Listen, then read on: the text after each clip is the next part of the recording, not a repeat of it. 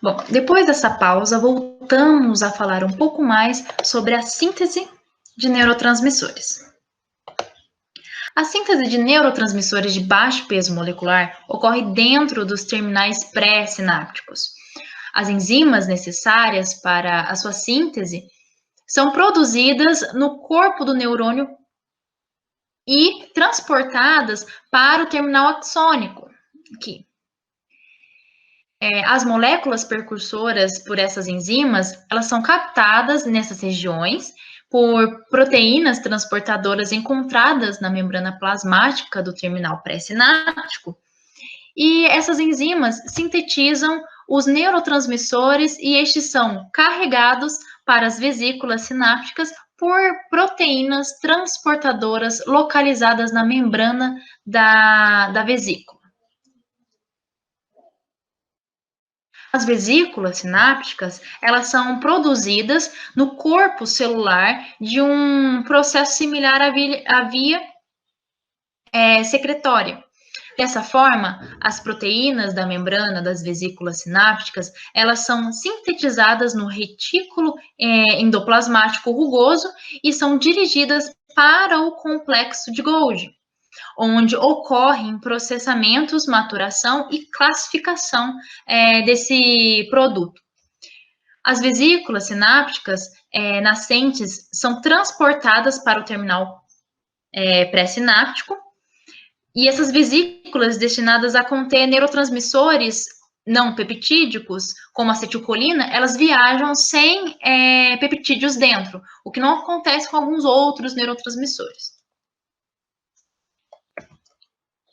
Bom, a síntese de neuropeptídeo, ela é iniciada no retículo endoplasmático rugoso, a qual vai produzir peptídeos precursores. Esse peptídeo precursor, ele é clivado por enzimas no complexo de Golgi, gerando fragmentos menores, sendo alguns deles neurotransmissores. Esses neuropeptídeos são empacotados em vesículas e os quais são liberados para o citoplasma e transportados para o terminal pré-sináptico, onde ficam armazenados temporariamente. Agora eu vou falar um pouco para vocês sobre o mecanismo de liberação dos neurotransmissores. E para que possamos entender melhor esse mecanismo de liberação, é necessário lembrar da aula de potencial de ação. Nessa imagem podemos ver o terminal sináptico, composto pelo terminal pré-sináptico, fenda sináptica, e o terminal pós-sináptico. Mas como que ocorre a liberação desse neurotransmissor?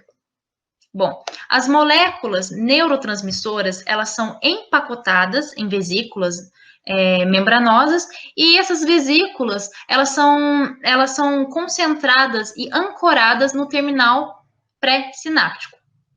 E isso se dá porque na membrana do terminal pré-sináptico, que é também chamada de membrana pré-sináptica, ela vai ter grandes números de canais de cálcio dependentes de voltagem. Quando o potencial de ação despolariza essa membrana pré-sináptica, ou seja, essa informação ela chega até o terminal do axônio, ela vai abrir esses canais de cálcio, possibilitando a entrada desse cálcio nesse terminal. O aumento resultante de cálcio intracelular induz a fusão de vesículas com a membrana pré-sináptica. A dependência de cálcio para a fusão de vesículas é atribuída a um componente proteico específico do neurônio, do aparato de fusão, chamado de sinaptotagmina. Os eventos de fusão, elas são extremamente rápidos. A liberação das vesículas é feita através de exocitose, que consiste na fusão da membrana da vesícula com a membrana pré-sináptica. E a quantidade de substâncias transmissoras que então serão liberadas vai ser diretamente proporcional ao número de cálcio que entra no terminal. Então, para que ocorra o rompimento desta vesícula e, consequentemente, a liberação do neurotransmissor na fenda sináptica, é imprescindível a utilização do cálcio. Agora, a partir do momento que o neurotransmissor é liberado no espaço sináptico, ele vai se fundir passivamente através da fenda, difundir, né? Através dessa fenda sináptica. Algumas moléculas transmissoras se ligam a receptores na membrana pós-sináptica. E os receptores ativados, eles vão disparar alguns eventos pós-sinápticos.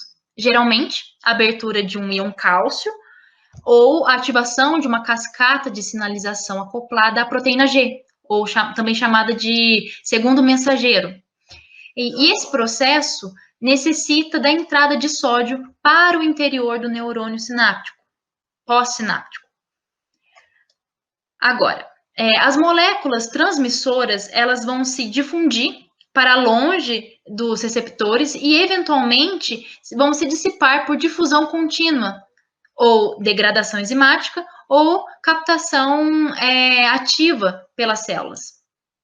Dando um exemplo desse processo, podemos citar um neurotransmissor como a acetilcolina, que ela vai ser liberada na fenda sináptica e se liga a proteínas receptoras. E a partir do momento que ela se liga com essas proteínas receptoras, ela vai possibilitar a mudança de conformação e isso abrirá poros, que implicará na entrada de íons. E esse mecanismo é responsável pela transmissão sináptica, ou transmissão da informação. Bom, agora eu vou falar um pouco para vocês sobre a ação das substâncias transmissoras sobre o neurônio pós-sináptico. E a membrana do neurônio pós-sináptico, ela contém grande número de proteínas receptoras. Os receptores, eles são caracterizados por possuir componentes de ligação, que se exterioriza na membrana, e na fenda sináptica, e os componentes que atravessam toda a membrana e se situam, alcançam o interior do neurônio pós-sináptico. Esses componentes de membrana, eles podem ser dois tipos, como podem ser receptores ionotrópicos ou receptores metabotrópicos. Os receptores ionotrópicos, ou também chamados de canais iônicos, eles vão permitir a passagem de íons específicos através da membrana até o interior do neurônio pós-sináptico. Já o ativador do segundo mensageiro, que também é chamado de receptor metabotrópico, é uma molécula que, projetando-se para o citoplasma, ativa a proteína G, a qual está localizada no interior pós-sináptico, e a proteína G, ela vai gerar uma variedade de respostas celulares pela interação com os canais iônicos, ou enzimas que sintetizam o segundo mensageiro, os quais ativam outras proteínas.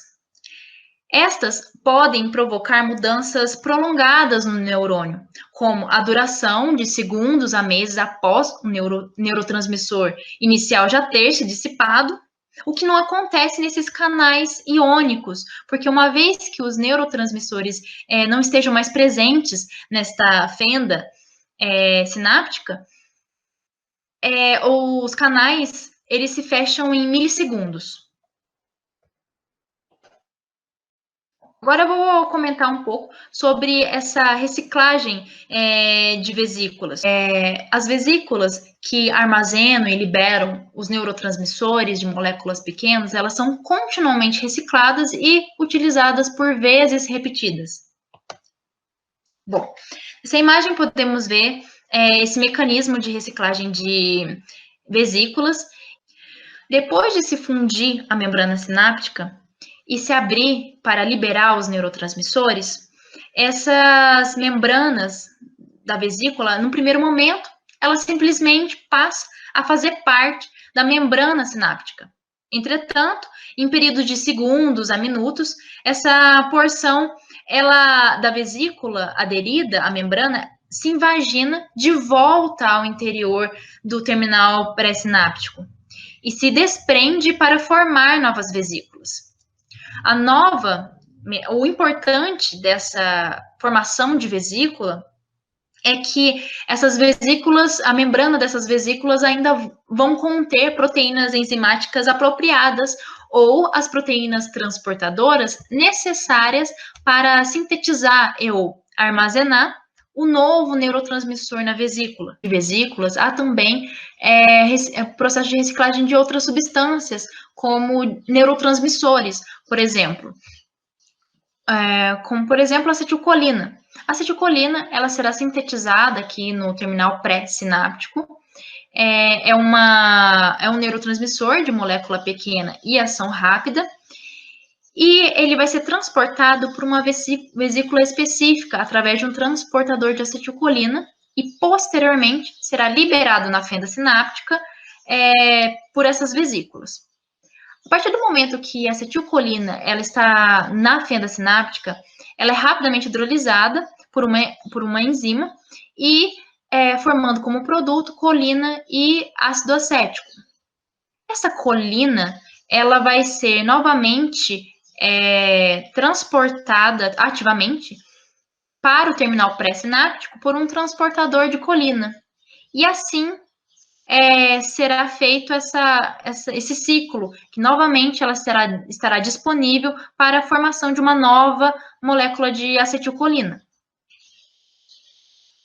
É importante salientar que, uma vez que esses neurotransmissores liberados tenham interagido com o receptor pós-sináptico, eles devem ser removidos dessa fenda sináptica para permitir que um novo ciclo transmita a sinapse. Uma forma disso acontecer seria através da difusão simples. No entanto, para a maioria dos neurotransmissores, dos tipos aminoácidos e amina, a difusão é auxiliada por uma recaptação através de transportadores específicos presentes na membrana pré-sináptica, como é o caso da acetilcolina. Uma vez dentro do citoplasma, no terminal pré-sináptico, o neurotransmissor ele pode ser degradado enzimaticamente ou recarregados para dentro de vesículas sinápticas. Uma outra maneira de remoção é pela degradação enzimática na própria fenda. E isso acontece com a acetilcolina junto com na junção neuromuscular. Bom, agora daremos uma pausa de 5 minutos e daqui a pouco voltamos com a terceira e última parte da aula de hoje de sinapses nervosas. Até já!